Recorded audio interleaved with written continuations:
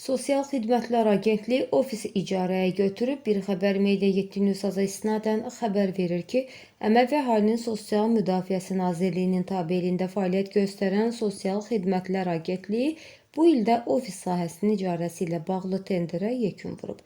Dövlət satın almaları portalına əsasən agentlik 1093 kvadrat metrlik ofis sahəsini bir illik icarəyə görə Sevinç Şəfa qızı İskəndərovaya məxsus obyektdən götürəcək.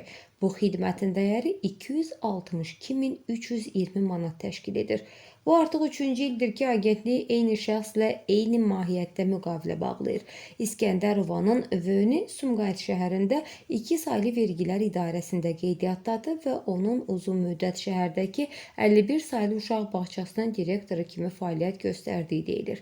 Ofisi Sosial Xidmətlər Agentliyini icarəyə verən Sevinç İskəndərova Sosial Xidmətlər Agentliyinin idarə heyətinin sədri Vüqar Şəfaoğlu Behbudovun bacısıdır.